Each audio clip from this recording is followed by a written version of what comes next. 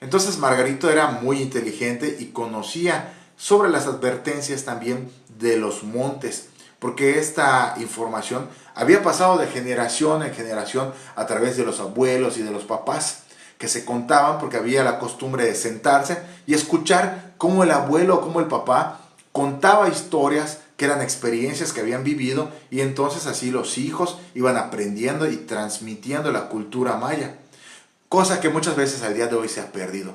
Pero pues así se iba haciendo de generación en generación, y Margarito conocía muy bien todo el tema de los montes. Pero de pronto le tocaba leñar por ahí de las 5 o 6 de la tarde, salía a leñar y regresaba con su mecapal. Mecapal es una cinta que utilizaban, que se ponía por aquí en la frente, y con eso cargaban lo que habían cortado como leña. Atados de leña les llaman. Entonces Margarito regresaba con el atado de leña, muchas veces para vender o para consumir, para cocinar. Pero una de las tardes que salió a leñar, algo raro le sucedió.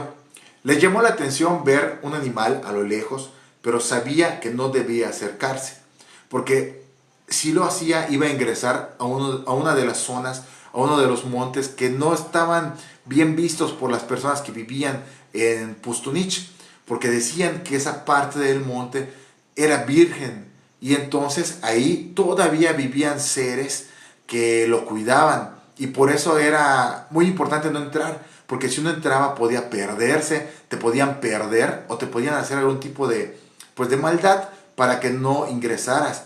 Pero él sabía y tenía como que esa sensación de que algo raro estaba sucediendo por ahí. Y para reafirmar lo que estaba él pensando, de pronto escucha como la voz de un niño empieza a llamarlo. Su nombre empieza a repetirse a través de los montes. Margarito, Margarito, Margarito, empiezan a repetir de una manera como que alterada, una manera como que pidiendo auxilio, pero repitiendo su nombre muchas veces. Una voz describen sus familiares como si fuera de un niño, como si un niño estuviera hablando a través de los montes. Por eso a él se le hizo muy raro. No puede ser que un niño esté en los montes, menos a esta hora. O sea, ¿quién va a dejar a un niño? Recuerden que estamos hablando de unos 50 años para atrás. Era común que los niños estuvieran ayudando en la milpa, ayudando a cortar leña, pero no era común que a esa hora un niño, un solo niño estuviera en el monte, porque era muy peligroso. Estaba ya por anochecer. Entonces Margarito le llama mucho la atención, hace un primer intento de acercarse, pero recuerda todas esas recomendaciones que habían transmitido sus abuelos y su papá y toda la gente que comentaba en el pueblo. No entres, no entres a ese monte porque es un monte virgen y está todavía vigilado por muchos seres. No entres. Entonces haciendo caso al final de cuentas, no entró, pero la voz quedó muy grabada en su cabeza. Llegando a su casa, comentó con su esposa y le dijo todo lo que había sucedido y lo que había vivido. Y su esposa, sus hijos más grandes también se los comentó, y los nietos también lograron escuchar toda la historia que Margarito les contó esa noche. Pero al mismo tiempo Margarito se quedó esa mentalidad, ese pensamiento de que algo raro, algo no estaba bien, y que ese llamado que había recibido era por algo especial. Y que pues aún haciendo caso a lo que la gente había contado de no ir, pues quería ir, algo le llamaba, no estaba en paz. Pasaron semanas y Margarito seguía con ese pensamiento de no estar en paz. Su trabajo ya no era igual, convivir con su familia ya no era igual, hablar con su esposa ya no era igual, algo estaba perturbando su mente, no lo dejaba en paz. Y Margarito, cada vez que salía a buscar la leña por las tardes o por las noches, tenía la sensación de que alguien lo miraba. Esa horrible sensación de que sientes algo, que te están volteando, que te están viendo, volteas a ver y no hay nada. Margarito lo empezó a sentir. Era como parte de la sugestión, pero Margarito ya no estaba tranquilo.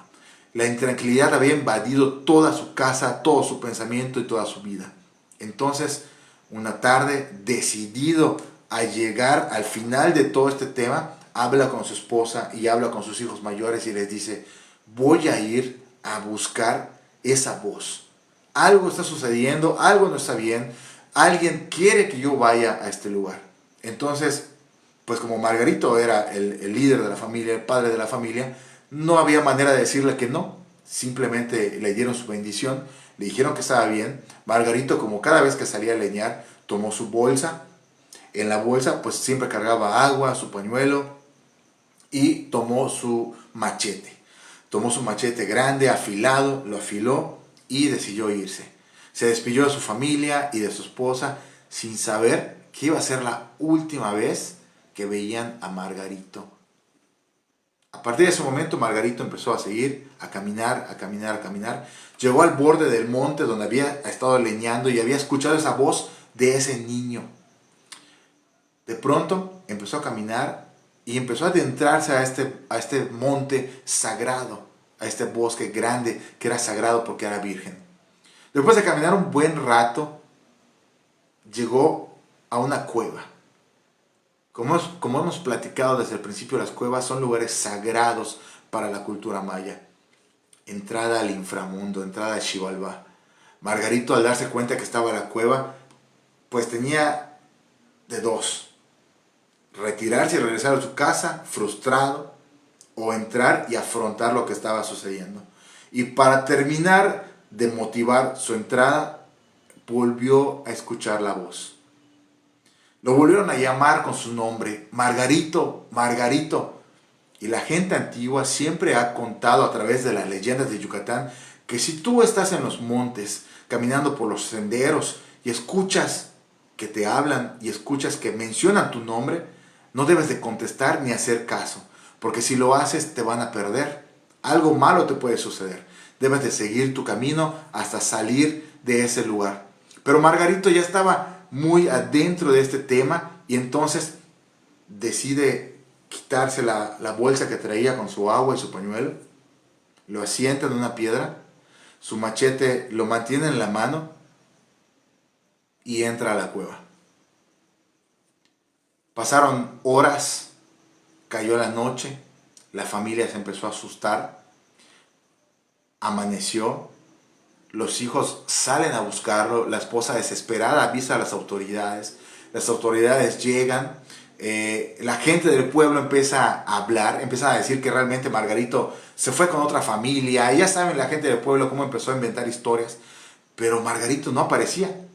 Al final de cuentas no aparecía, y las historias empezaron a caer en cuenta de que Margarito había entrado a ese monte virgen y que además había encontrado una cueva. ¿Y esto cómo lo saben? Porque durante las investigaciones toparon con esa cueva. En la entrada de la cueva estaba ahí todavía, cuando empezaron a investigar las autoridades, la bolsa de Margarito con su pañuelo y su agua. Y un poquito más adentro de la cueva estaba tirado el machete. No había nada más. No habían rastros de pelea, de sangre, de ropa, de nada. No había nada más que las huellas y las cosas de Margarito en la entrada. La investigación se llevó a cabo durante 2 años. Durante 2 años en el pueblo de Pustunich estuvieron buscando a Margarito en los montes, en las cuevas. La familia no quería darse perdido. Entonces seguían buscando a Margarito como fuera, como diera lugar, pero no daban con Margarito. La investigación dentro de la cueva se hizo. Gente experta a todo este tema de búsqueda y rescate entraron a la cueva con líneas de vida para no perderse. Llegaron a una parte en la cueva donde se hacía como un laberinto muy grande, y entonces una de las teorías dice que Margarito entró a la cueva y se perdió, y al no tener iluminación, porque no llevaba lámparas en esa época, al no tener iluminación pues no pudo encontrar la salida y habrá fallecido adentro. Aunque la gente antigua de Pustunich aún comenta esta historia y dice que realmente Margarito fue llamado por los dioses que vivían en esa cueva, que le habían advertido que no fuera, pero que por desobedecer, por seguir esa voz que lo había llamado, decidió entrar y lo perdieron, cobrándole así la vida porque entró a Xibalbá. Esta es una historia real, amigos, que sucedió en Pustunich hace muchos años y hasta el día de hoy se sigue escuchando esta como ahora leyenda para no entrar y tener cuidado en los montes de Yucatán y sobre todo en las cuevas. Así que, amigos, espero que les haya encantado esta historia. A mí me gustó mucho, me fue contada hace algún tiempo y hoy me la volvieron a recordar y dije se las voy a contar a mis amigos de TikTok porque seguramente les va a gustar.